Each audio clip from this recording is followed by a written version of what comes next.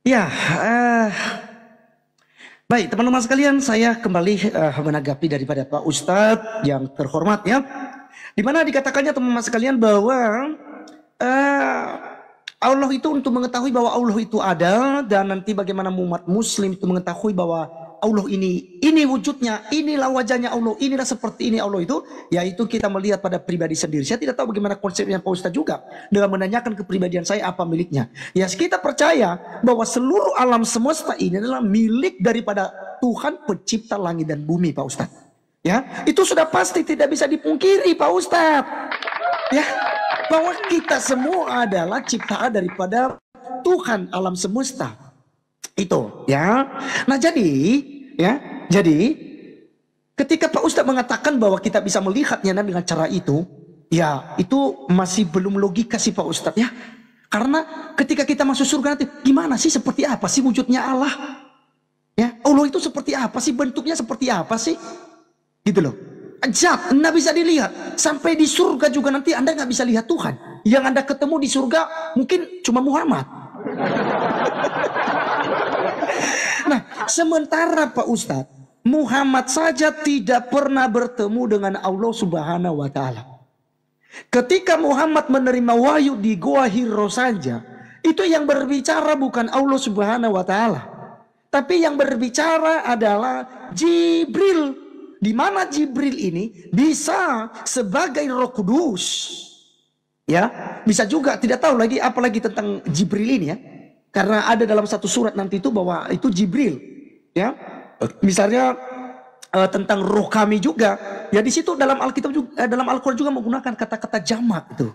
Ya, apakah itu merujuk kepada Tritunggal atau bukan ya Pak Ustaz? Di situ kan ada kata kami ya, kami mengutus roh kami gitu ya. Kami meniup ruh kami, misalnya dalam surah Al-Anbiya tadi itu, meniup ruh kami dalam kefarjahan ya. Jadi di sini siapa ruh kami gitu loh. Nah, jadi masih agak buram-buram Pak Ustadz ya. Jadi muslim nantinya pada akhirnya tidak bisa mengenal Tuhannya. Kalau Kristen jelas kita bisa melihat Tuhan karena Tuhan telah mengambil rupa seorang manusia melalui sang firman-Nya. Nah, baik, saya akan menanggapi di dalam Amsal pasal yang ke-22 Pak Ustadz. Ya, di pasal 22 itu Anda merujuk kepada di sini, lalu Anda ini menuduh Salomo gitu ya. Ini Salomo tentang menubuatkan tentang firman yang sudah ada pada purbakala. Ini merujuk kepada Yesus Kristus. Tuhan Yod-Heh-Vaveh telah menciptakan aku sebagai permulaan pekerjaannya, sebagai perbuatannya yang pertama-tama dahulu kala. Ini apa? Ini tentang nubuatan di dalam Wahyu pasal 3 ayat 14. Dan tuliskanlah kepada malaikat jemaat di Laodikia, inilah firman dari Amin, ya, saksi yang setia dan benar, permulaan dari ciptaan Allah. Ya, jadi ini bukan tentang Salomo. Salomo itu baru ada di 500 tahun sebelum Yesus Kristus. Ya, jadi Salomo jelas silsilahnya, tapi Yesus berkata, aku adalah Alfa dan Omega, yang awal dan yang akhir, yang sudah ada dan yang akan datang, yang maha kuasa. Lalu kemudian Anda merujuk kepada Markus tadi, ya, Markus pasal yang ke mana tadi ya, 5 ya, 2 ya, ayat 5 ya. Pak Ustadz, ketika Yesus berkata, hai anakku, dosamu sudah diampuni, ini menjadi masalah kepada orang-orang Yahudi. Karena mereka menuduh Yesus mengampuni dosa. Dalam pemikiran orang Yahudi ketika dikatakan oleh Yesus demikian, Yesus sedang mengampuni dosa. Baca ayat yang ke-7.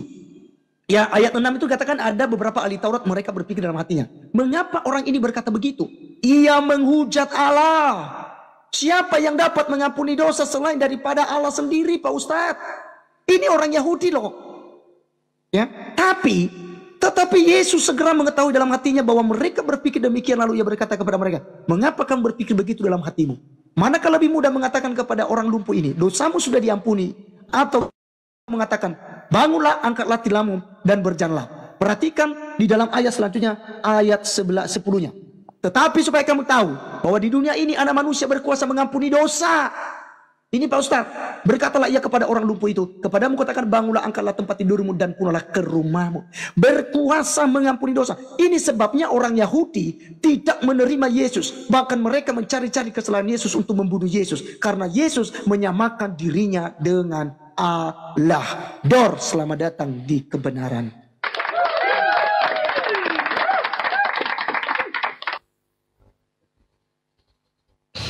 Silakan Pak Ustadz. Oke. Tunggu. Cari peluru lagi Pak Ustadz, cari peluru.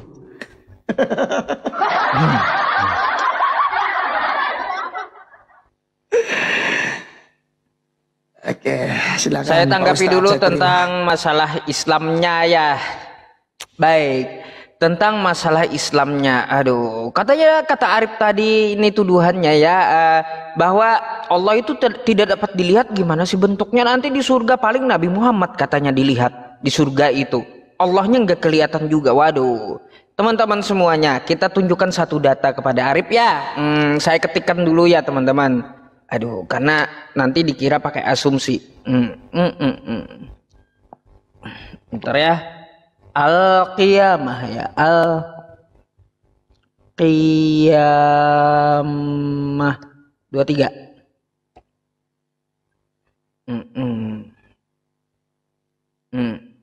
Nah ya, ila rabbiha nazirah, karena memandang Tuhannya di surga ya. Arif, kelihatan Tuhannya Allah Subhanahu wa taala di surga ya. Bagi penghuni surga ini adalah kenikmatan yang paling utama dan paling besar melihat zat Allah. Karena penghuni surga nanti diberikan penglihatan untuk melihat langsung Tuhannya ya.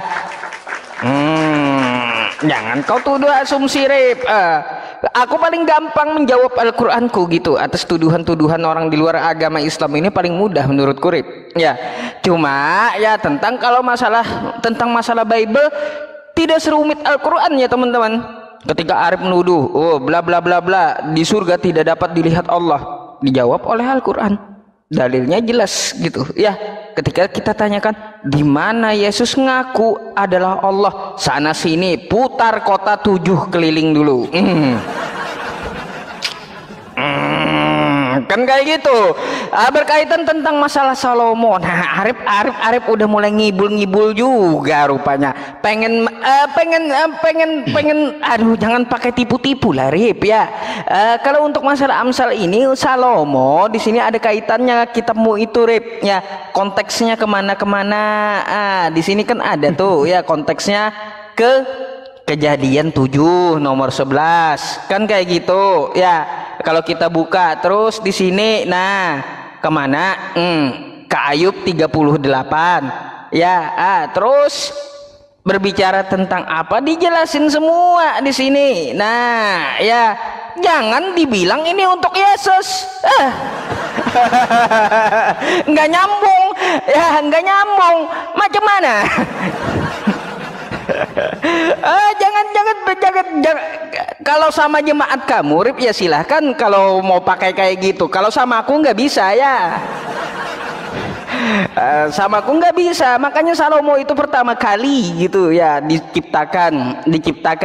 Kalau Yesus itu ciptaan sulung ya teman-teman, ciptaan sulung yang utama gitu. Kalau Salomo ciptaan pertama. Kalau mau lebih duluan yang mana ya, yang lebih duluan yang patut disembah, maka kita tuhankan aja Salomo, bukan Yesus.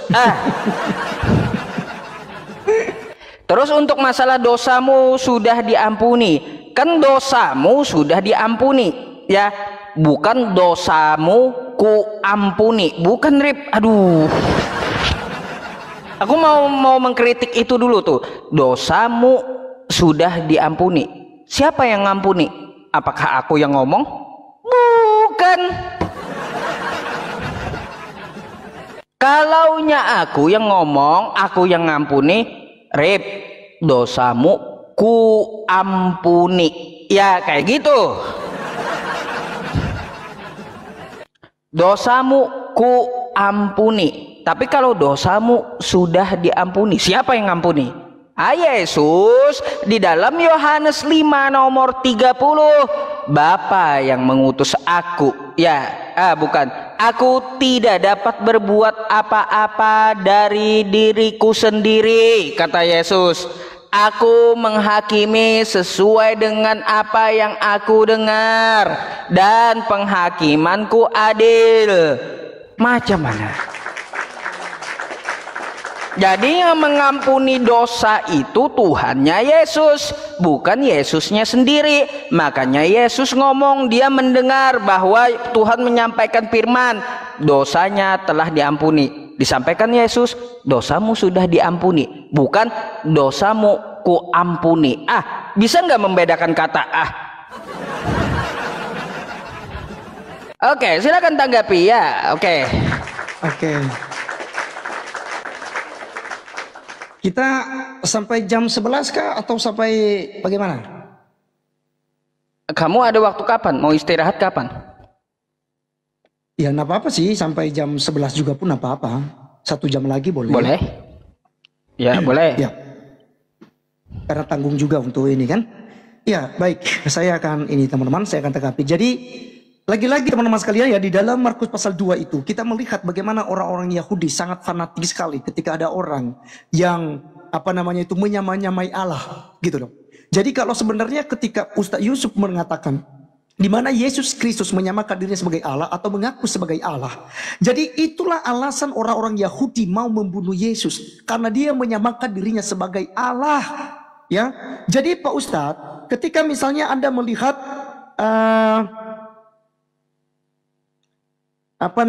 di dalam Yohanes 5 ayat 18 tadi ya. Yohanes 5 ayat yang ke-8. Sebentar. 18 ya, 18. Tadi saya sudah catat tadinya. Nih, apa yang dikatakan di dalam ayat 17-nya dulu, ya. Dalam ayat 17-nya itu dikatakan begini Pak Ustadz, ya.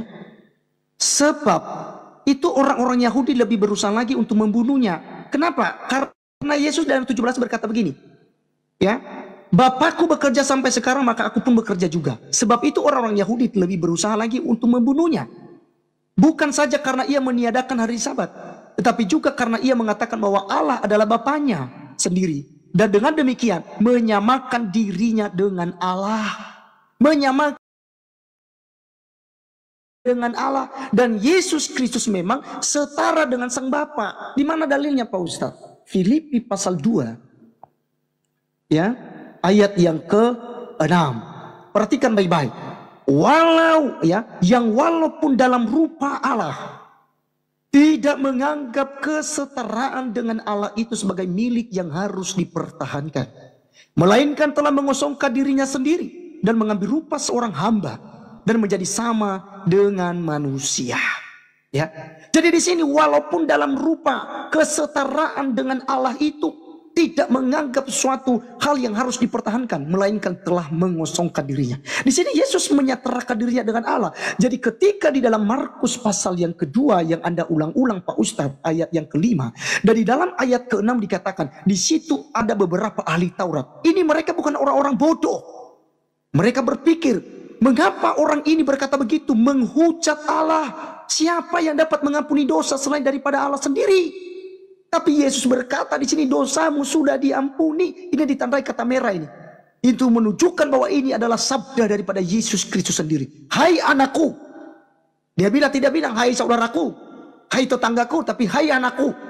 Ya, dipakainya apa? Huruf besar di sini Pak Ustadz, untuk menunjukkan tentang keeksistensi keilahian daripada juru selamat itu Yesus Kristus. Dia katakan apa? Dosamu sudah diampuni anakku. Makanya orang-orang ahli Taurat ini mereka mau lempari dia dengan batu. Mereka mau, karena dia menyamakan dirinya sebagai Allah Pak Ustadz. Ya. Jadi teman-teman sekalian, Yesus Kristus sudah banyak sekali. Misalnya Yohanes 12:41, Yesus sebagai Tuhan yang disembah kok. Ya. Misalnya dalam Yohanes 12. Yohanes 12 ayat yang ke 41 teman-teman. Apa dikatakan di sini? Hal ini dikatakan oleh Yesaya Karena ia telah melihat kemuliaannya dan telah berkata-kata tentang dia. Namun banyak juga di antara pemimpin yang percaya kepadanya. Tapi oleh karena orang Farisi mereka tidak mengakuinya, berterus terang supaya mereka jangan dikucilkan. Sebab mereka lebih suka akan kehormatan manusia daripada kehormatan Allah. Jadi sebenarnya mereka sudah mengerti tentang Yesus Kristus. Ya, bahwa dia adalah Allah. Dia adalah Tuhan. Dan Yesus juga menyamakan dirinya. Tadi kita berulang-ulang ya di dalam Yohanes 1 ya ayat pertama tadi. Ya, juga menerangkan di sana Pak Ustadz. Ya, Yesus Kristus itu sama setara dengan Allah Bapa. Dan dalam keadaannya Yesus sebagai manusia, makanya Yesus itu memiliki duinatur Pak Ustadz. Yaitu di Kolose 2. Kolose 2 ayat yang ke-9 Pak Ustadz. Apa yang dikatakan di sini? Sebab dalam dialah berdiam secara jasmaniah seluruh kepenuhan kealahan Pak Ustadz. Di dalam Yesus seluruh kepenuhan Allah ada. Ya, dia adalah Allah. Dialah yang menciptakan segala sesuatunya. Makanya di dalam Yohanes 1 ayat 3 tadi mengatakan demikian. Segala sesuatu diciptakan oleh dia. Dan tanpa dia tidak ada suatu pun yang telah jadi dari segala yang telah dijadikan. Nah Pak Ustadz, jadi untuk Islam tadi tentang Isra Mi'raj, di mana Anda berkata bahwa Muhammad pernah ketemu daripada Allah. Ini saya cari sumber-sumbernya itu dikatakan justru bahwa pada waktu itu kondisi Muhammad itu sedang dalam keadaan tidur ya. Ketika dia naik ke surga itu, ya. Nabi Muhammad itu sedang tidur ya di masjid Masjidil Haram di Mekah. Apakah kemudian Muhammad ini sedang mimpi atau bagaimana? Kemudian malaikat Jibril membangunkan dan membersihkan hatinya. Lalu Jibril membelah dada Nabi dan mencuci hatinya dengan air zam-zam.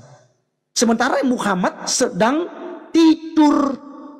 Nah jadi jangan minta maaf kalau saya mengklaim bahwa ya mungkin itu sebuah mimpi saja. Begitu kira-kira Pak Ustadz.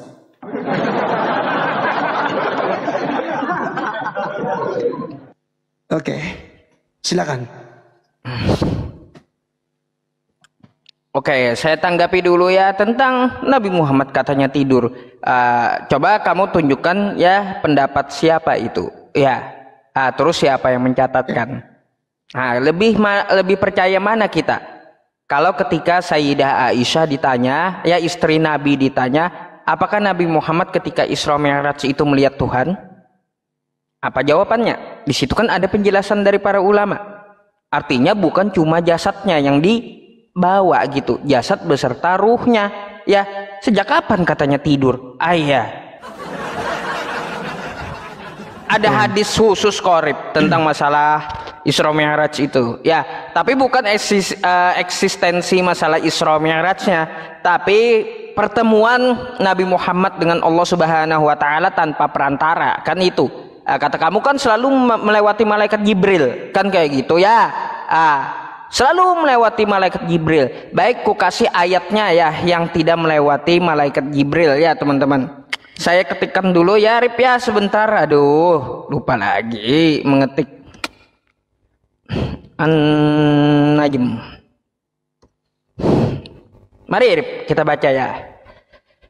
Nih, wan najmi idza hawa, demi bintang ketika terbenam, ma dhalla sahibukum wa ma ghawa, kawan Muhammad tidak sesat, tidak keliru, wa ma yantiqu 'anil hawa, dan tidak pula berucap tentang Al-Qur'an berdasarkan nafsunya. Ya, in huwa illa wahyu yuha. Iya, Al-Quran itu tidak lain kecuali wahyu yang disampaikan kepadanya.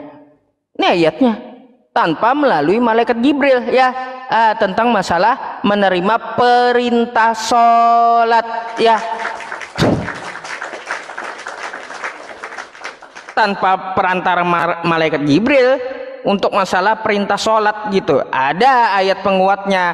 Dia menerima wahyu langsung itu ada. Tentang masalah Al-Quranku, tanggapanku itu saja sih. Kalau kita masalah membahas Nabi Muhammad, nanti kita bahas Nabi gitu, bukan masalah konsep ketuhanan yang kita bahas kan. Kalau membahas Nabi Muhammad, kita bahas konsep ketuhanan aja dulu biar kita tidak melebar gitu ya. Terkait tentang masalah yang kau jelaskan kepadaku, Rip, nih ya, tadi aku bukakan sama kamu, apa kamu tidak memperhatikan ayat yang kuberikan kepadamu ya? Nih, Bapak itu tidak setara dengan Yesus, Yesus tidak setara dengan Bapak. Sebab Bapa lebih besar daripada aku, Rip. Kenapa sih kata Yesus kamu ini, aduh, selalu menentang Yesus itu kenapa gitu loh? Udah dibilang kata Yesus, aku tidak setara dengan Bapa. Bapa lebih besar daripada aku. Kan kayak gitu, Rip. Terus di sini tertulis Yesus hamba Tuhan. Matius 12:15. Yesus hamba ya. Ingat, Yesus hamba Tuhan. Yesus hamba ya. Apakah hamba ini setara dengan Tuhan? Aku berkata kepadamu, kata Yesus, sesungguhnya seorang hamba tidak lebih tinggi daripada tuannya.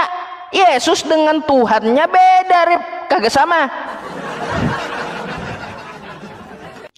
Pak, Yesus dengan Tuhannya beda, kagak sama ya. Di sini Yesus itu hamba ya, Rip ya nih. Ku kasih dalilnya Matius 12:15. Yesus hamba Tuhan. Ya, kata Yesus juga bahwa seorang hamba itu ya tidak lebih tinggi daripada tuannya. Artinya hamba dengan Tuhan itu tidak sama. Makanya Yesus bilang dia tidak sama dengan Tuhan semesta alam ya, tidak sama dengan Bapaknya. Aduh. Makanya Yesus bilang pula Bapa lebih besar daripada aku. Kayak gitu. Sejak kapan dia setara? Kok ngotot melulu sih? Ya, Yesus mengatakan dia tidak setara dengan Bapa, malah kau bilang setara. Itu akal-akalan kamu, bukan kata Yesus. Kalau aku kan langsung bawa kosakata Yesus semua nih, ya. Jadi tentang berkaitan tentang masalah konsep ketuhanan ini, sebenarnya aku ada mau nanya satu tentang Matius, Rip, ya. Tapi nggak apa-apa, lewat waktunya sedikit ya. Di Matius 3 ya, Matius 3:16 sampai 18 itu, Rip ya. Yesus kan di Sungai Yordan tuh ya. Terus Roh Kudus di langit berbentuk merpati, lalu terdengar suara dari sorga, Rip. Aku mau tanya, kalau Trinitas itu ya 3 dalam 1 ya, itu terpisah tempatnya. Yesus di sungai, Roh Kudus di langit, Bapa di sorga. Aku mau tanya, gimana cara menyatukannya? Ya, karena kan satu, gitu. Karena kan satu, gimana cara menyatukannya? Silakan dijawab. Oke. Ya, terima kasih buat teman-teman yang sudah tap layar ya. Dan sudah juga setia mendukung ya. Ada kurang lebih 400 orang di sini Pak Ustadz ya. Jadi saya berharap dengan banyaknya orang di roomnya Ustadz, Injil diberitakan kepada banyak orang. Di tempatku ada 4.200.000 ini, Rip, penontonnya. 4.200.000. Coba lihat ntar.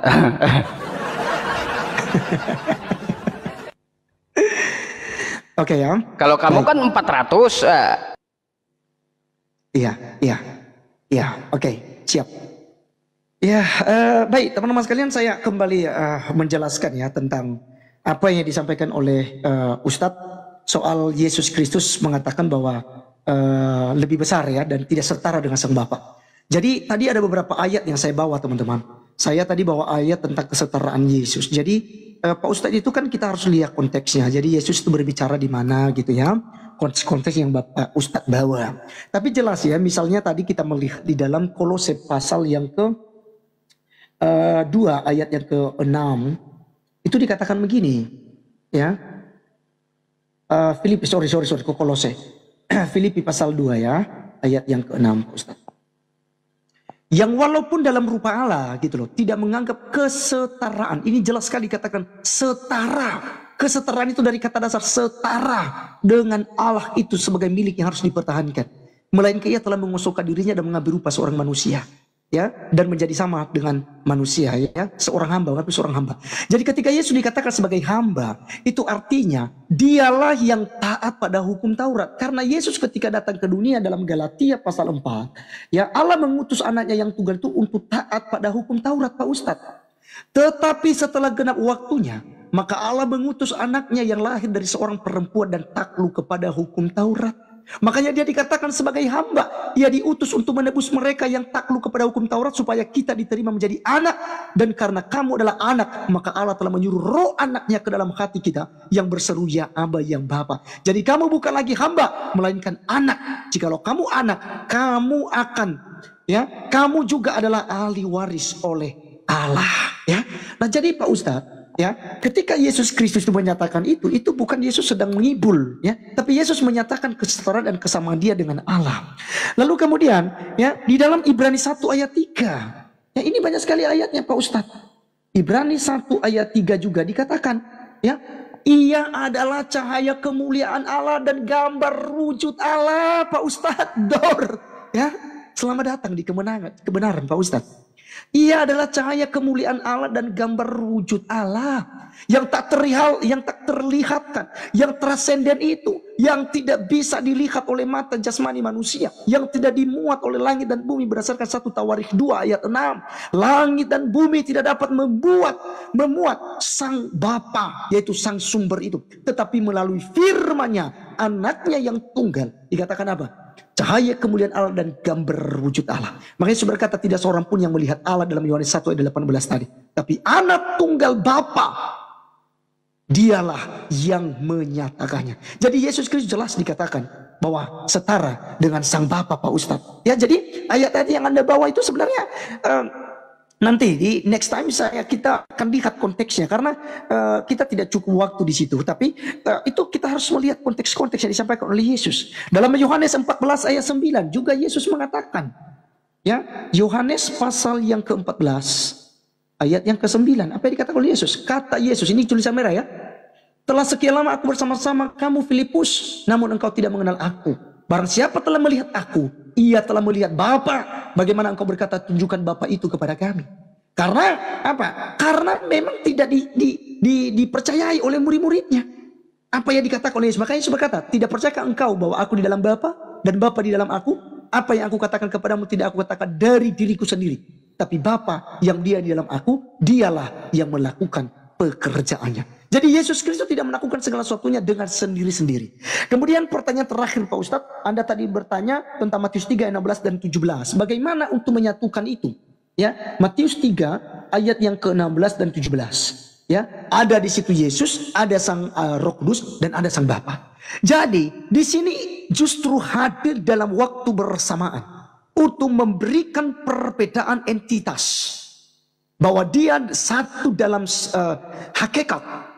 Ada Yesus Kristus. Disinilah penyatuannya. Karena Allah Tritunggal itu tidak pernah bekerja sendiri-sendiri. Saya bukan oneness Pak Ustadz. Saya penganut Tritunggal yang percaya kepada Bapa, Putra, Roh Kudus. Allah ketika menciptakan langit dan bumi dalam Kejadian 1 ayat 1 sampai 3. Allah juga bekerja sama. Dan ketika Anda bertanya di mana kesamaannya, Pak Ustadz, saya sedikit kasih gambaran sedikit, masih ada waktu 18 menit. Di sini adalah Allah. Di sini adalah firman yang adalah Yesus. Itu di dalam Bapa. Ini Bapa di dalam ini. Kemudian ada Roh Kudus juga di dalam Bapa. Itu loh. Jadi ini satu kesatuan yang tidak dapat dipisahkan Pak Ustadz. Dia ada di dalam satu. Tapi dalam pekerjaannya kita bisa melihat dia. Ya, kita bisa membedakan entitasnya. Jadi itu tentang jawaban Matius 3 ayat 16 dan 17. Lagi-lagi saya tidak sempat bertanya tentang Islam. Waktu habis. Aduh, saya makan waktu terus ini.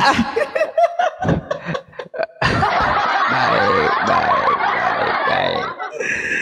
Aduh, saya habiskan waktu saya nih.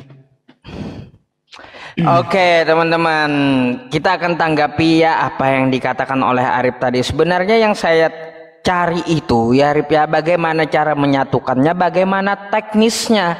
Satu di sungai, satu di langit, satu di surga suara.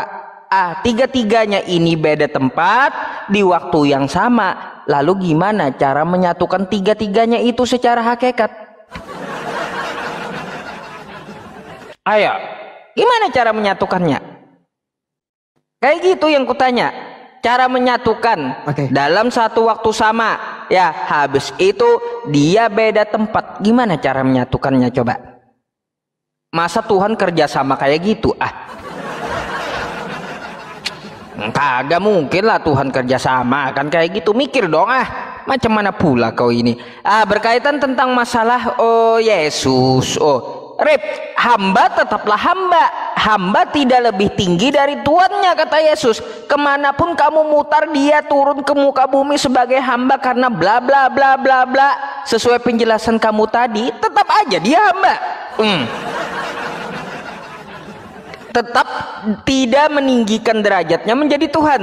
Karena Yesus sendiri berkata, ya Yesus hamba Tuhan, hamba tidak lebih tinggi dari tuannya. Ya, mau kayak gimana pun ya, kamu putar-putar masalah itu, tetap aja Yesus itu hamba gitu.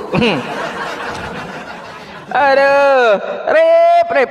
Terus tadi ya aku mau tanggapi katanya Yesus setara. Dia itu adalah Tuhan. Ya, Rip, gak tahukah kamu Yesus itu diciptakan?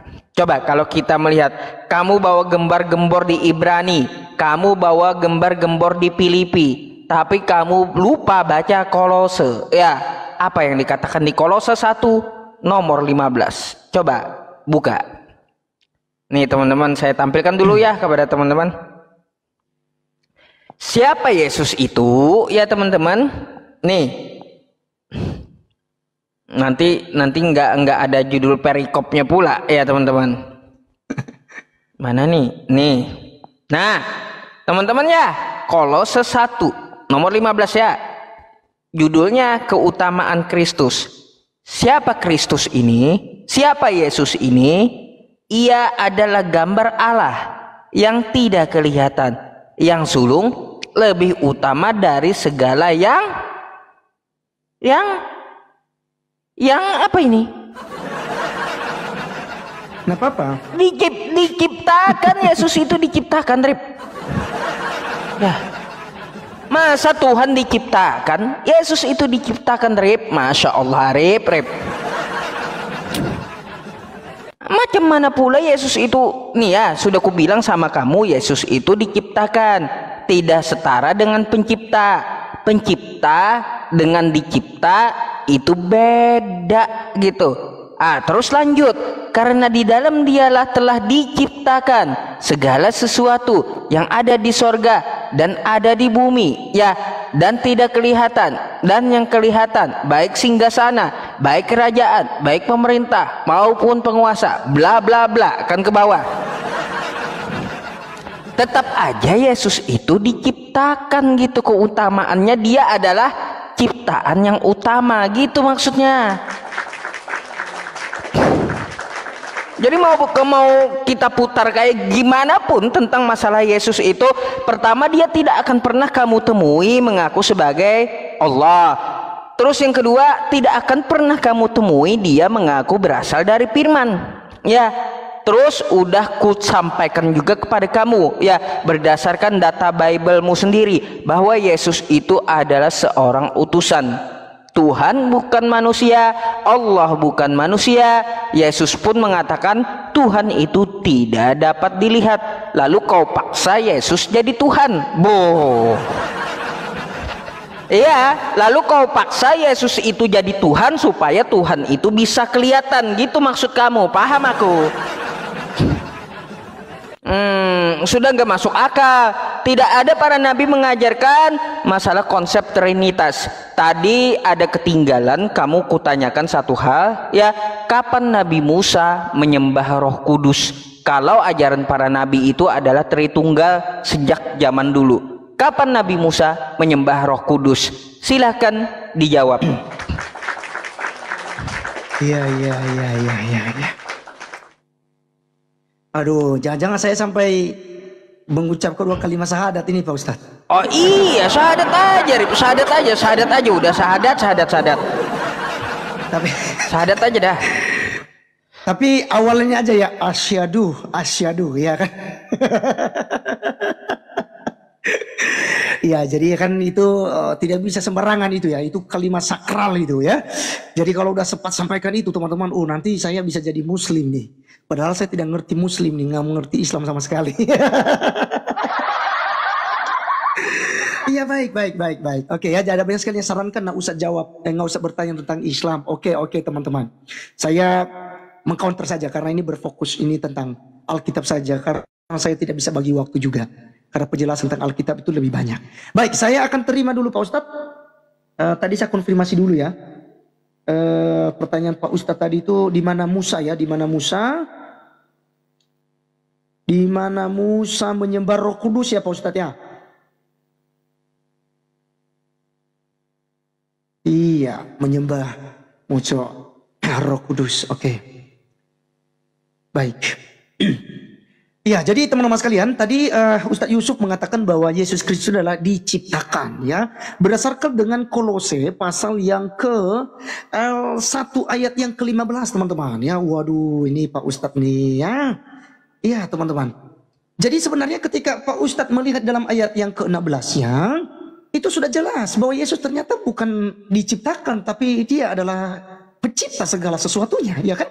Dikatakan apa? Ia adalah gambaran Allah yang tidak kelihatan, gitu loh. Yang sulung, lebih utama dari segala yang diciptakan. Apa maksudnya? Lebih utama dari segala yang diciptakan. Karena dia mula-mula yang menerima ya segala sesuatunya di pangkuan Bapa. Karena apa yang dimiliki Bapa itu adalah milik daripada Yesus Kristus, Sang Firman Allah.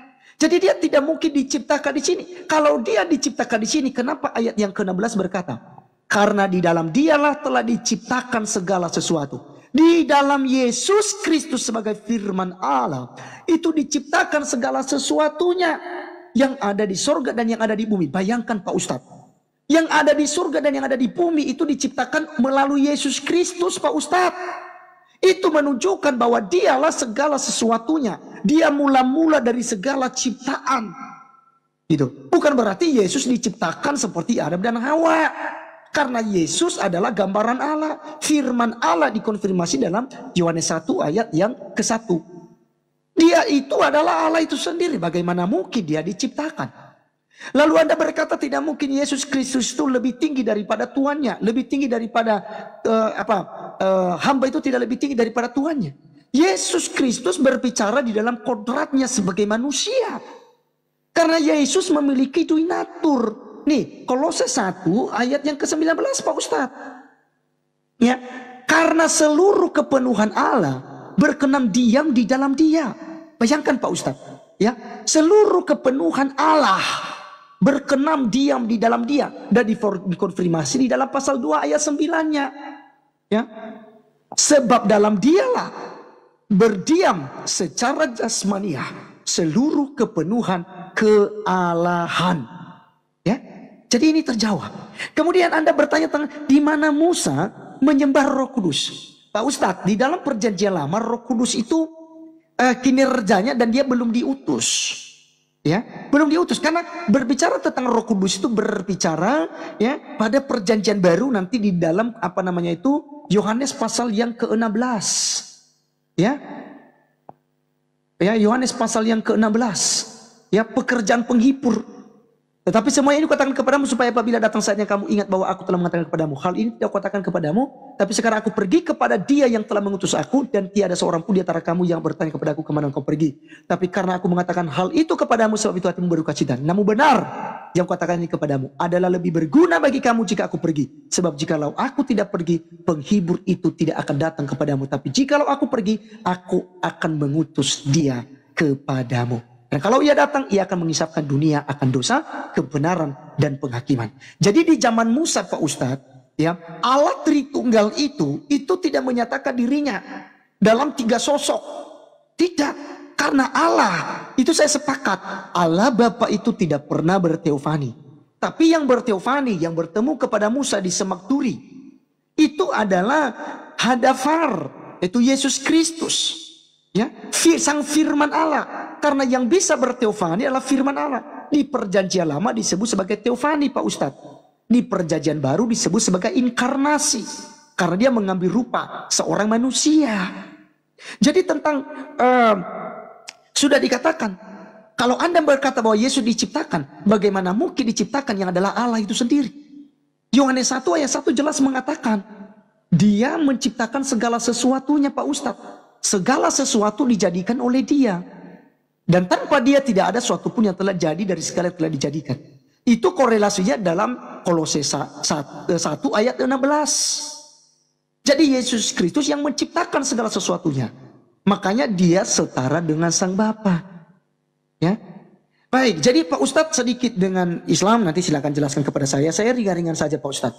Ya, jadi bagaimana kemudian kita meyakini gitu loh, bahwa yang bertemu kepada Muhammad itu adalah Jibril yang diutus oleh Allah Subhanahu wa taala.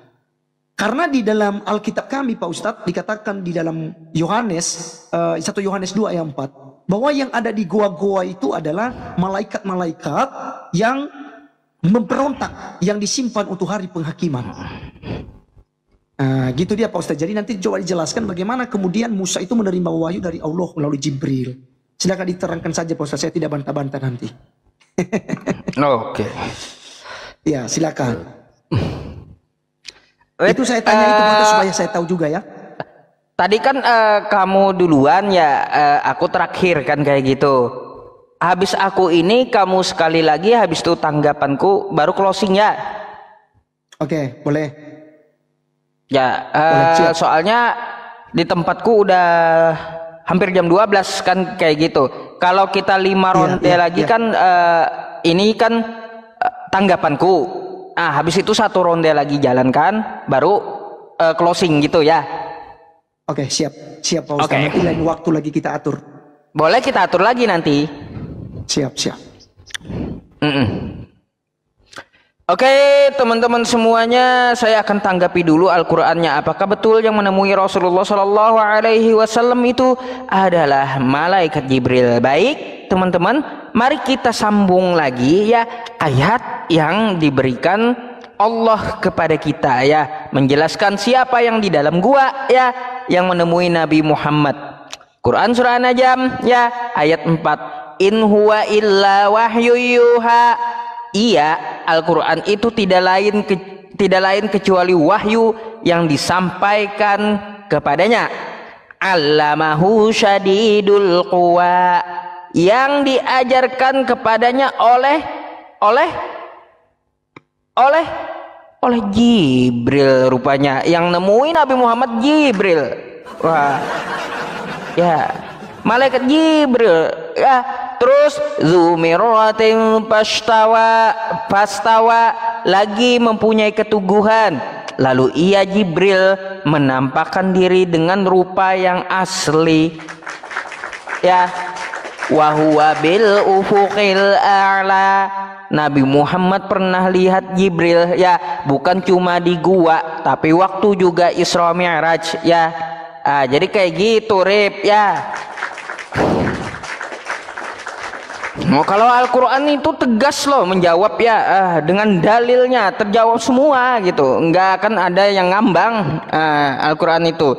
Jadi begini Rip, berkaitan Kolose yang kamu bawakan tadi ya, aku mau bahas di situ kan keutamaan Kristus ya, keutamaan Kristus di Kolose 1 nomor 15. Kamu mau kayak gimana pun ya, mau kamu putar-putar juga ini ya, Kolose ini tetap aja Yesus itu ciptaan Rip ya, tetap ciptaan dia. Memang ya di dalam dia, di dalam siapa? Bukan di dalam Yesus maksudnya. Ia adalah gambar Allah, oke?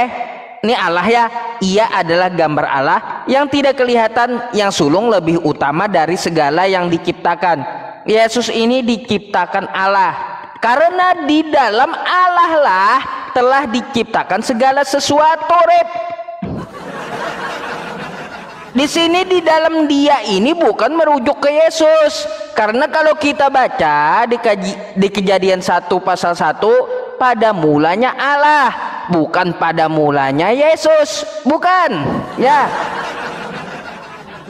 Pada mulanya Allah menciptakan langit dan bumi. pada mulanya Allah, bukan pada mulanya Yesus. Bukannya. Jangan kau bohong-bohong sama aku gitu. Jadi karena di dalam dia ini ya, maksudnya merujuk ke Allah, karena di dalam Allah telah diciptakan segala sesuatu yang ada di sorga, yang ada di bumi, termasuk Yesus diciptakan Allah ya. Nggak bisa kau pelintir-pelintir Bible-mu sendiri sama aku, nggak bisa kau pelintir apalagi Al-Quran. Kamu Bible-mu aja kamu mau pelintir kepada aku nggak bisa, apalagi Al-Quran gitu. Ketahuanku kamu pelintir Bible-mu sendiri, bayangkan. Apalagi mau pelintir Al-Quran, wah habis kau. Aduh Rip. Jadi aku udah sampaikan berkali-kali sama kamu ya, sejak awal tentang masalah penyatuan Tritunggal itu kayak gimana, nggak ada juga teknisnya tuh ya. Matius 3, 16, 17, 18 nggak ada teknisnya juga gimana cara menyatukan Tritunggal tersebut secara hakikatnya gitu. Apakah ada penjelasannya ketika di tempat yang berbeda, waktu yang sama, bisa disatukan Yesus, burung merpati, dan suara di sorga? Itu nggak ada teknisnya secara hakikat bagaimana disatukannya, bingung juga kita. Tadi kamu mau menjelaskan pakai coret-coretan, tapi itu tidak menjawab pertanyaanku. Yang kutanya itu bagaimana teknisnya gitu. Kalau kita kan ada ruh, ada jasad, ada jiwa, kan kayak gitu di satu tempat. Oke, satu tempat gitu ya, itu satu tempat untuk manusia. Tapi kalau Tritunggal kayak gimana? Beda tempat. Kalau udah beda tempat, gimana cara nyatuinnya? Coba dah jelaskan sekali lagi kepadaku ya. Habis itu ku tanggapi, baru kita closing statement. Oke, baik Pak Ustadz. Saya mungkin tanggapin yang terakhir saja karena saya pikir itu yang paling penting. Karena kalau kita kembali pada Kolose tadi itu ya sama-sama, karena Pak Ustadz juga kan pelintir ayat kami, jadi bagaimanapun saya jelaskan Kolose itu ya tetap saja gitu ya. Baik, saya akan jelaskan tentang ini Pak Ustadz. Jadi bagaimana alat Tritunggal itu bisa tiga-tiganya lalu bisa disatukan, kapan? Ingat bahwa Tritunggal itu begini Pak Ustadz. Ini adalah Bapa, ya. Di dalam Bapa itu Pak Ustadz ada yang namanya firman. Ya, di dalam firman. Firman, saya kasih begini ya, firman ya. Firman itu siapa? Yaitu Yesus Kristus. Saya kasih begini ya supaya saya singkat ya. Yesus Kristus. Firman sama dengan Yesus Kristus. Jadi Bapa itu memiliki firman. Karena kalau Bapa tanpa firman, Bapa pernah bisu. Dan dia bukan Allah. Kalau dia pernah bisu. Nah, bagaimana Allah menciptakan Anda bawa Kejadian pasal 1 tadi? Bagaimana Bapa menciptakan segala sesuatunya? Yaitu melalui firman-Nya. Kejadian 1 ayat yang ketiga dikatakan, berfirmanlah Allah, jadilah terang. Berfirman di situ kata kerja, tapi itu dari kata dasar firman yang adalah hadafar, ya. Dafar Elohim. Ya, Pak Ustadz. Jadi di dalam Bapa itu adalah firman, ya. Ini ya satu Pak Ustadz ya. Sekarang ya Bapa itu firman. Dalam Yohanes 1 ayat 1 kan jelas dikatakan. Yohanes 1 ayat 1 itu pada mulai adalah firman, kan firman itu bersama-sama dengan Allah dan firman itu adalah Allah. Kenapa? Karena firman ini ada di dalam Bapa ini. Kemudian Bapa punya Roh Kudus, ya. Roh Kudus. Ya. Roh Kudus ini adalah rohnya Bapa. Kalau Bapa tidak memiliki roh, maka sang Bapa ini ya benda mati. Dia tidak hidup. Gitu ya. Jadi bukan berarti berapa Tuhan di sini. Makanya kalau kita melihat di sini ada Bapa, ya kan? Kemudian ada firman di dalam Bapa, ya kan? Kemudian ada roh di dalam Bapa. Ya, inilah kesatuan. Bagaimana konsepnya bisa bersatu katamu? Ini berada di dalam satu ini. Oke, jadi Bapa, Firman dan Roh Kudus itu satu kesatuan. Sama dengan siapa namanya itu? Bro Ustaz Yusuf. Ustadz Yusuf. Nih, saya kasih gambar Anda misalnya Pak Ustadz. Di dalam Pak Ustadz, ya, hakikat, oke ya, Bapa Putra Roh Kudus itu hakikatnya roh, hakikatnya roh ya, Allah. Oke ya, ini hakikat Bapa, hakikat Firman, dan hakikat daripada Roh Kudus. Itu Allah. Itu hakikatnya. Pribadinya Bapa, Putra, dan Roh Kudus. Sekarang Ustadz Yusuf, ya, Ustadz Yusuf ini di dalam ini Pak Ustadz, di kepala Pak Ustadz ini ada yang namanya logika, kecerdasan Pak Ustadz, ya, atau firmannya Pak Ustadz. Oke. Kemudian di sini ya ada tubuh Pak Ustadz, tubuh Ustadz Yusuf. Kemudian di dalam ini juga ada roh, ya, Ustadz Yusuf. Gini, ya. Logika firman itu adalah Ustadz Yusuf. Tubuh ini adalah Ustadz Yusuf. Roh ini adalah Ustadz Yusuf. Saya mengenal Ustadz Yusuf itu dari logika dan kecerdasannya Pak Ustadz. Dari suaranya Ustadz, saya bisa mengenal Ustadz Yusuf. Sekarang pertanyaan saya, ada berapa Ustadz Yusuf? Ada satu Pak Ustadz. Ya, Pak Ustadz ada satu. Bapa yang memiliki firman dan memiliki Roh Kudus. Ada berapa sang Bapa? Ada berapa Allah? Ya, hakikat Allah satu. Tapi kita mengenal dalam pribadi Bapa, pribadi firman, dan pribadi Roh Kudus. Ada berapa yang bernama Ustadz Yusuf? Itu satu. Ada logika kecerdasan atau firmannya Ustadz Yusuf. Ada tubuh Ustadz Yusuf. Ada roh Ustadz Yusuf. Satu adanya. Hakikatnya tetap satu, yaitu Ustadz Yusuf. Ya. Jadi saya mengenal Ustadz Yusuf itu dari ini, dari firmannya. Penjelasan Ustadz Yusuf itu dari situ saya kenal siapa Ustadz Yusuf. Demikian juga sang Bapa. Maka Yesus bilang, tidak seorang pun yang melihat sang Bapa ini, tetapi firman yang ada di dalam Bapa ini, ya ini tadi firman yang ada di dalam Bapa, dialah yang menyatakannya.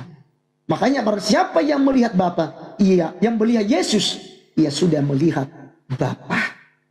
Jadi begitu Pak Ustadz. Oke, saya mau tanya Pak Ustadz tentang Al-Quran. Coba nanti Pak Ustadz jelaskan kepada saya. Itu dalam surah Al-Baqarah. Di sana dikatakan begini Pak Ustadz. Ini mungkin agak melenceng sedikit. Tapi apa-apa saya tanya tentang Roh Kudus. Dan sungguh kami telah memberikan kitab dalam kurung Taurat kepada Musa. Dan kami susulkan setelahnya dengan rasul-rasul. Dan kami telah memberikan kepada Isa putra Maryam bukti-bukti kebenaran. Serta kami memperkuat dia dengan Rohul Kudus. Nah ini dalam kurung Jibril ini dari mana ini? Kok dikasih dalam kurung dalam Jibril dalam terjemahannya Pak Ustaz? Nanti tolong dijelaskan kepada saya. Apakah Jibril itu sama dengan Roh Kudus? Gitu loh. Mengapa setiap rasul yang datang kepada kepadamu dalam kurung membawa sesuatu dalam kurung pelajaran yang tidak kamu inginkan. Kamu menyembuhkan diri lalu sebagian kamu dustakan dan sebagian kamu bunuh. Nah sekarang ini kami itu yang memberikan wahyu kepada Muhammad ini siapa? Jibril yang adalah Roh Kudus atau Jibril itu adalah Allah? Karena dalam surah An-Bina itu menjelaskan tentang dalam surat Maryam Pak Ustadz, minta maaf ya, agak sedikit waktunya. Dalam surat Maryam kami mengutus roh kami yaitu Jibril. Ya, saya agak lambat bukannya karena waktu.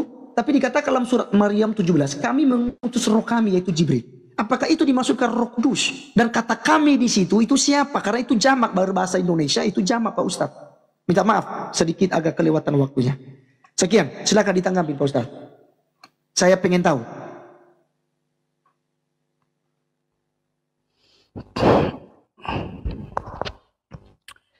Baik, saya tanggapi dulu tentang masalah kosakata kami ya, yang udah sering saya jelaskan. Saya ambil contoh aja langsung analogi. Pak Presiden Prabowo berpidato, ya kami akan mengutus TNI ke Kalimantan. Banyak atau cuma satu itu Pak Prabowo-nya? Kan cuma satu ya, tapi dia ngomong kami akan mengutus TNI ke Kalimantan. Bukan berarti jamak, bisa jadi dia memakai kosakata kami itu untuk memakai kekuasaannya, memakai kemuliaannya. Begitu Rip ya. Nah, berarti kosakata kami di dalam Al-Qur'an itu Allah melibatkan makhluk-makhluknya, melibatkan malaikatnya, malaikat Jibril. Ada juga yang memakai kosakata kami tetapi Allah memuliakan dirinya sendiri.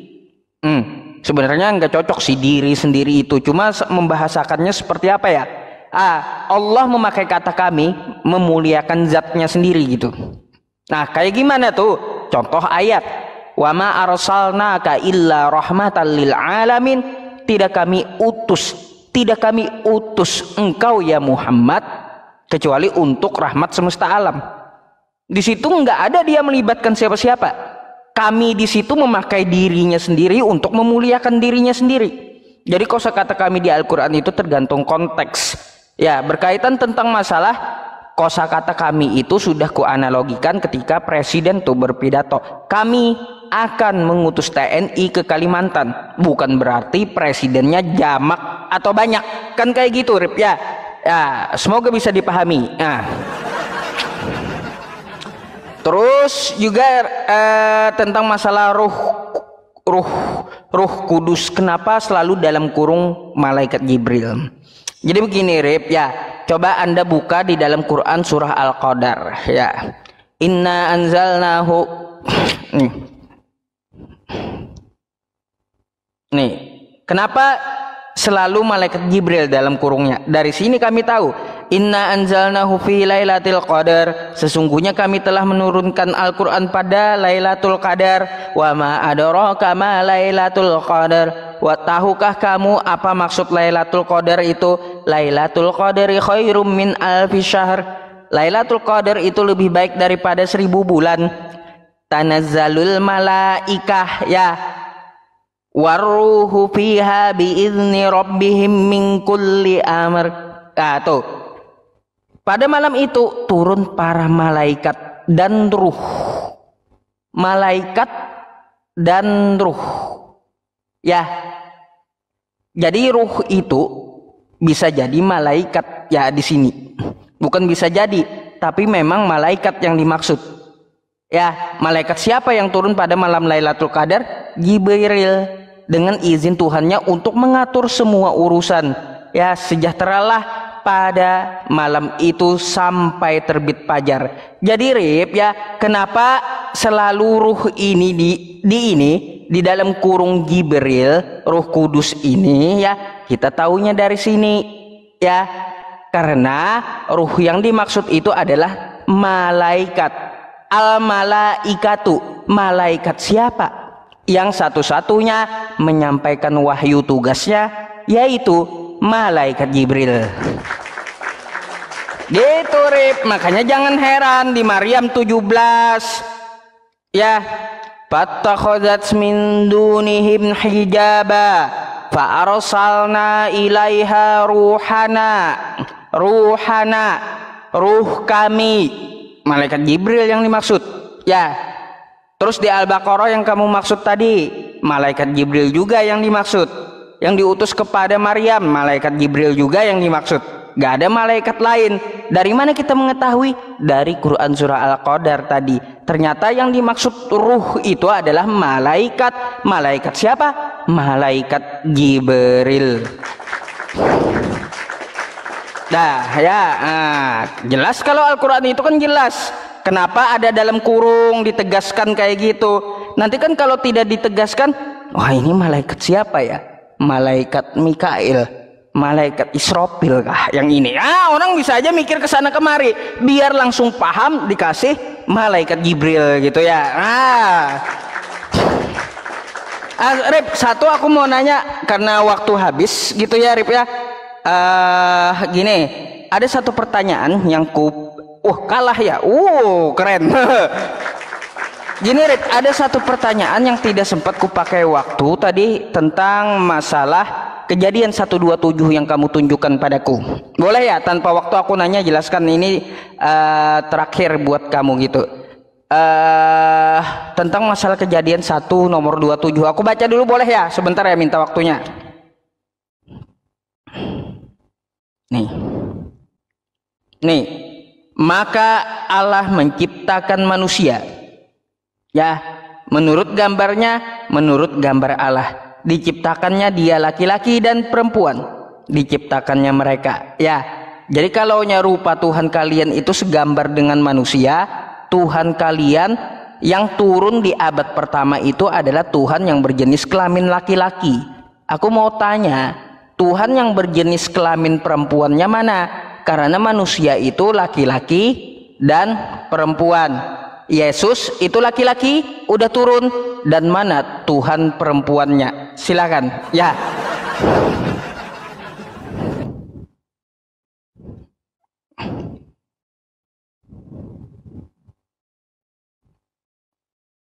Rip, nggak ada suaranya.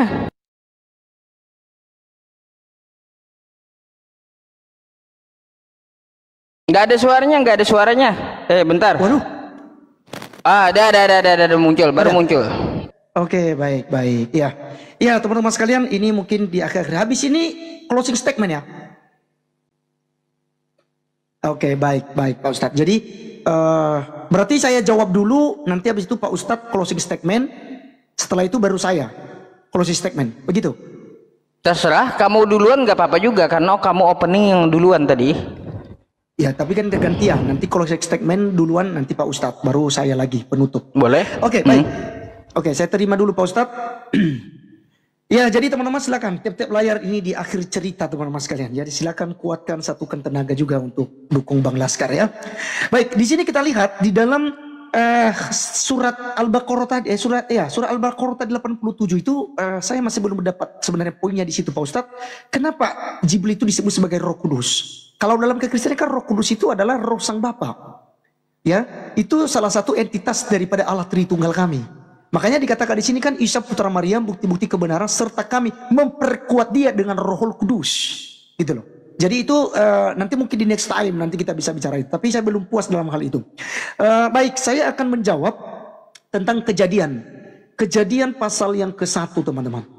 Ya, Kejadian pasal 1 ayat yang ke-27. Nah, ini menarik ini. Ya. Saya balik kamera saya. Ya. Oke, baik, teman-teman sekalian. Dikatakan di sini, maka Allah menciptakan manusia itu menurut gambarnya. Menurut gambar Allah diciptakannya dia, laki-laki dan perempuan diciptakannya mereka. Jadi di sini Pak Ustadz, ini bukan berarti Allah itu kemudian itu menciptakan sejenisnya sebagai laki-laki dan perempuan ya. Tentu kepada Allah itu non transcendent ya. Maksud saya non ini apa dibilang ini, tidak ada jenis kelamin ya, sama seperti para malaikat saja tidak ada jenis kelamin Pak Ustadz ya. Bagaimana kemudian itu Yesus Allah itu punya jenis kelamin gitu. Lalu ada menanyakan tentang Tuhan perempuan.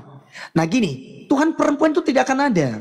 Yesus Kristus kenapa harus datang sebagai laki-laki ya, sebagai laki-laki? Karena sistem patriark di orang Yahudi, perempuan itu kan derajatnya tidak dianggap Pak Ustadz. Makanya dalam sistem patriark itu tidak ada silsilah perempuan. Tidak dianggap. Jarang sekali perempuan menjadi pemimpin. Dalam perjanjian lama hanya 2, Esther dan Deborah. Ya, karena perempuan itu nggak ada harganya di orang-orang Yahudi. Yang paling utama adalah laki-laki. Makanya keturunan Adam, manusia pertama itu kan itu berbicara tentang Habel, Kain gitu ya. Lalu punya anak-anak yang lain, anak perempuan, itu tidak disebutkan dalam Alkitab karena tidak perlu. Dan Tuhan tidak perlu datang sebagai manusia dalam wujud perempuan. Kenapa? Karena memang Yesus Kristus datang membawa keselamatan bagi alam semesta, bagi dunia ini itu melalui orang Yahudi, dan itu terikat dengan hukum Taurat sebagai imam. Karena tidak ada perempuan jadi imam. Yang ada adalah laki-laki. Makanya Yesus itu kan ada 3 jabatan Pak Ustadz. Yaitu sebagai imam, sebagai raja, sebagai nabi. Ya, inilah tabut perjanjian baru. Ya, Maria itu dikatakan sebagai tabut perjanjian baru karena dia mengandung imam, raja, dan nabi. Tabut perjanjian dan perjanjian lama itu yang ada di dalam tabut perjanjian yang dibawa oleh bangsa Israel ketika mereka berperang. Itu berisikan mana surgawi, tongkat Harun, dan 10 hukum Taurat. Yang merujuk kepada satu esensi, yaitu Kristus Sang Mesias yang dikandung oleh Bunda Maria. Jadi ketika Allah menciptakan manusia menurut gambar dan rupa Dia, bukan berarti jenis kelaminnya yang sama, tetapi menurut gambar dan rupa Dia adalah dalam kemuliaannya. Karena mula-mula manusia diciptakan Pak Ustaz untuk berkuasa. Ya, untuk berkuasa. Ayat 26 yang berkata begini, berfirmanlah Allah, baiklah kita menjadikan manusia menurut gambar dan rupa kita, supaya mereka berkuasa atas ikan-ikan di laut dan burung-burung di udara dan atas ternak dan atas seluruh bumi dan atas segala binatang melata yang merayap di bumi. Jadi ini yang gambar dan serupa dengan Allah itu yang dimaksudkan Pak Ustadz. Jadi tidak seperti yang dimaksudkan oleh Pak Ustadz. Jadi tidak akan ada Tuhan perempuan. Kenapa? Karena Tuhan menjadi manusia harus kepada orang Yahudi. Karena Alkitab bilang keselamatan itu datangnya dari orang-orang Yahudi. Ya, keselamatan datang dari orang Yahudi. Sebentar ya. Saya ketik dulu. Yohanes 4:22 kan itu tahu aku. Lanjut. Ya. Oke, ya. Jadi keselamatan datang dari orang Yahudi. Pak Ustaz pandai banget nih. Sebentar lagi saya mau datang ke sana baptis ini. Nah, jadi di situ Pak Ustaz. Jadi udah Pak Ustaz jawab. Ya. Karena apa? Karena memang Yesus datang sebagai orang Yahudi.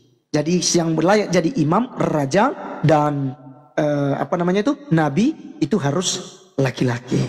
Oke, sekian. Silakan Pak Ustaz closing statement.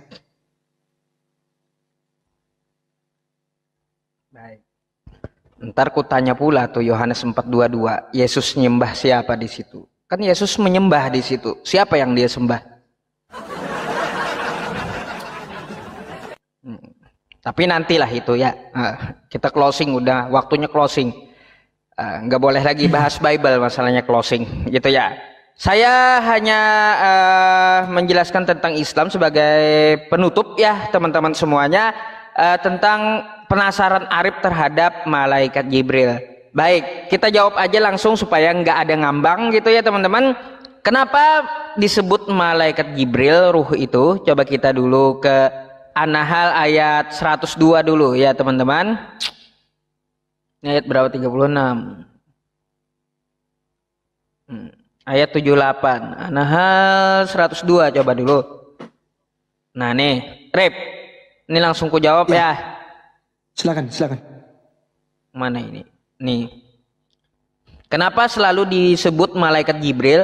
Qul nazzalahu ruhul qudusi mir rabbika bil haqq liyusabbital ladzina amanu wa hudaw wa busyra lil muslimin.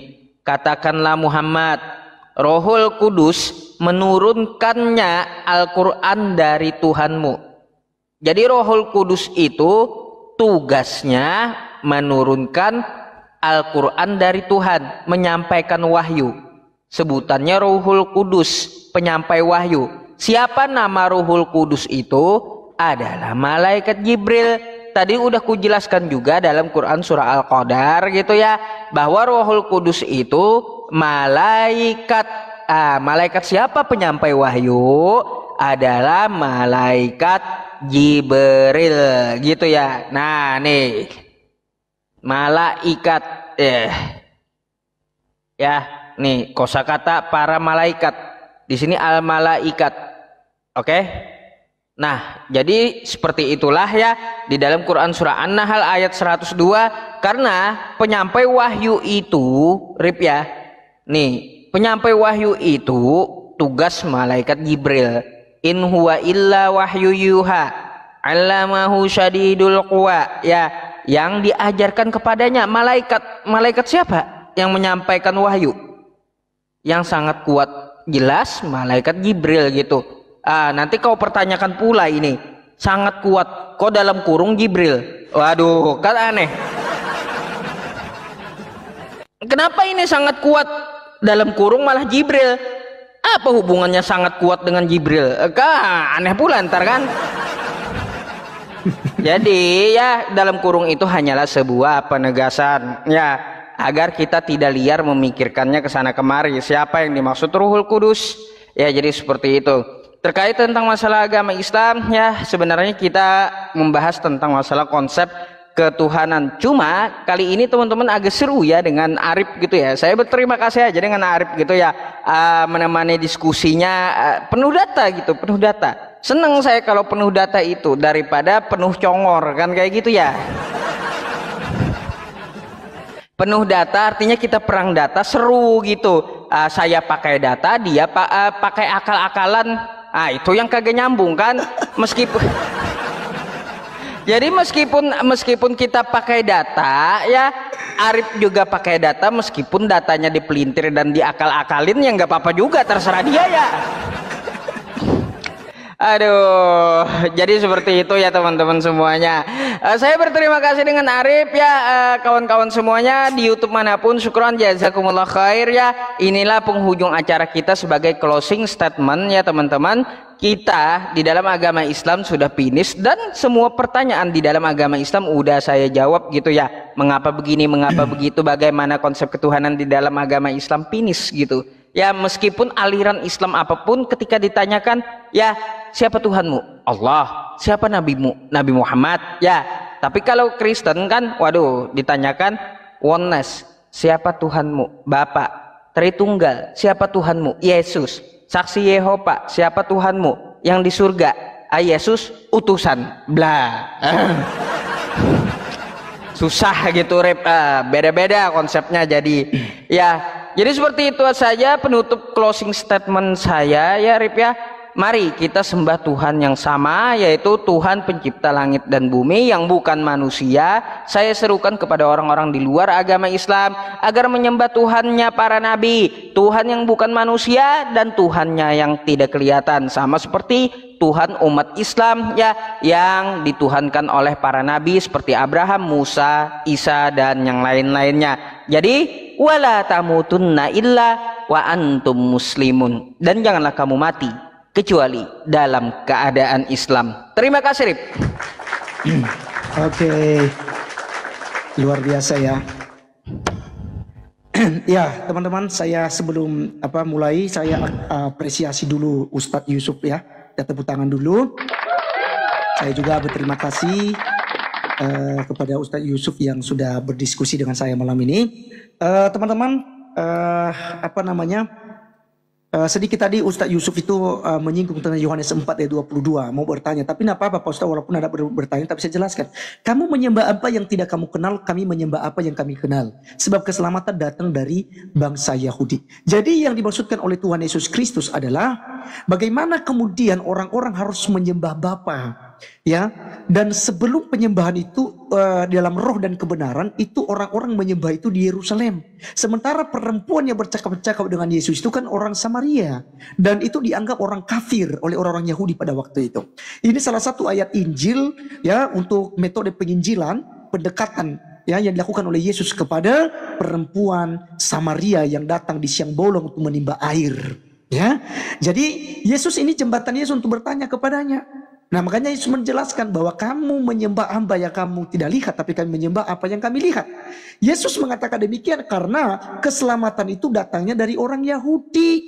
Ya, makanya mula-mula yang menerima tentang Yesus sebagai Tuhan dan Juru Selamat pribadi orang-orang Yahudi Pak Ustadz. Ya, baik. Jadi closing statement saya dari saya teman-teman sekalian, memang sulit memang ya ketika kita berdiskusi itu memang tidak akan ada titik temunya yang jelas ya Islam dan Kristen itu tentu akan berbeda terus sampai kiamat pun tetap berbeda. Maka bagaimanapun saya menjelaskan tentang konsep ketuhanan dalam kekristenan tetap saja tidak masuk akal kepada Ustaz Yusuf. Kenapa? Karena dia tidak mengerti tentang konsep Tritunggal. Saya sudah gambar tadi, saya sudah jelaskan dengan baik. Tapi ingat teman-teman sekalian, tidak mengurangi tentang ketuhanan daripada Yesus Kristus. Dia tetap Tuhan. Dulu, sekarang, sampai selamanya tidak berubah. Dan satu hal teman sekalian yang harus kita catat bahwa Yesus Kristus datang sebagai manusia. Itu untuk menjadi jembatan. Makanya dalam Kolose 1 ayat 15 tadi dikatakan. Dia adalah gambaran Allah yang tak kelihatan. Ya, yang utama dari segala sesuatunya. Nah jadi kalau kita melihat teman-teman. Ya, Yesus Kristus telah menjadi perantaran bagi kita. Di dalam Ibrani pasal yang ke ini teman-teman ya, 1 ayat yang ke 1 dikatakan begini. Setelah pada zaman dahulu Allah berulang kali dan dalam berbagai cara berbicara kepada nenek moyang kita dengan perantaraan nabi-nabi. Maka pada zaman akhir ini ia telah berbicara kepada kita dengan perantaraan anaknya yang telah ia tetapkan sebagai yang berhak menerima segala yang ada. Oleh dia Allah telah menjadikan alam semesta. Itu masih korelasi dengan Kejadian 1 ayat 3. Yesus menciptakan segala sesuatunya. Yohanes 1 ayat 3 dan Kolose 1 ayat yang ke-16 tadi. Itu menjelaskan bahwa Yesus adalah pencipta segala sesuatunya. Ya, kita bisa ada ini karena Yesus Kristus. Maka saya katakan dia adalah Allah pencipta langit dan bumi. Dan dia adalah Tuhan baik surga dan bumi. Karena Yesus berkata dalam Matius 28 ayatnya yang ke-18. Kepadaku telah diberikan kuasa di bumi dan di surga. Ya. Jadi teman-teman sekalian, kalau dikatakan bahwa Yesus misalnya hanya diutus kepada Bani Israel, lihat Yesus justru memerintahkan untuk memberitakan Injil kepada segala bangsa. Jadikanlah semua bangsa muridku, baptislah mereka di dalam nama Bapa, Anak dan Roh Kudus. Nah, jadi teman-teman sekalian jelas di sini bahwa tentang ketritunggalan Allah. Karena yang bisa menjawab tentang pertanyaan-pertanyaan Muslim itu hanya Allah Tritunggal. Ya, hanya konsep ketritunggalan itu. Kalau kita menggunakan metode, tadi Ustaz Yus berkata tidak tuntas konsep ketuhanan dalam kekristenan. Ada oneness, ada marcionis, ada sabelianisme, kemudian ada Saksi Yehova, ada Mormon, ya, dan ada aliran-aliran lain. Ada Nasrani, ya kan? Banyak lagi aliran-aliran yang lain teman-teman sekalian yang menolak tentang Tritunggal. Dalam closing statement saya mengajak seluruh kekristenan, belajarlah Allah Tritunggal. Ya, karena itu jantung kekristenan kita. Orang menolak Allah Tritunggal sama saja menolak Alkitab dan menolak Allah pencipta langit dan bumi. Dan menolak keselamatan yang dikerjakan di dalam nama Tuhan Yesus Kristus. Yang paling terakhir saya katakan, lihat semua buku suci yang ada. Lihatlah sabda yang tertulis. Tiada satupun yang berani berkata, akulah jalan dan kebenaran.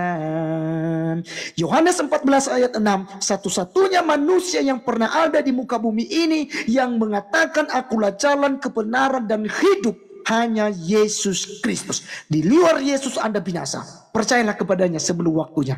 Dan Ustadz, tunggu waktunya saya datang ke tempat Bapak untuk saya baptis.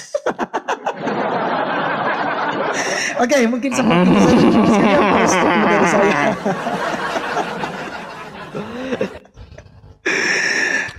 Oke, thank you Rip. Nanti kita susun lagi ya. Seru. Jujur seru sama kamu. Keren, seru. Ya. Oke, mohon maaf atas segala kekurangannya. Kalau ada kosakata menyinggung ya Rip ya. Kita diskusi no hujat hanya untuk edukasi gitu ya dan penambah wawasan. Sorry kalau ada kosakata yang menyakiti hati. Nanti kita bisa DM-an lagi, kita susun tema yang lain gitu ya. Kamu lebih berdata daripada Kristen lainnya kuliah. Jadi seperti itu. Jangan begitu Pak Ustadz. Oke, thank you ya. Oke, terima kasih juga. Terima kasih juga jika ada kata-kata buat teman-teman Muslim yang menonton. Saya juga minta maaf jika ada salah-salah kata ya teman-teman. Siap Pak Ustadz, hormat. Baik. Oke. Adil semoga Katalino, mendapat hidayah Herip ya. Selamat malam, selamat istirahat. Sebentar. Adil Katalino Bacuramin Kasaruga Basengat Kajubata. Itu salam orang Dayak. Oke, siap. Oke. Selamat malam, selamat istirahat Rip.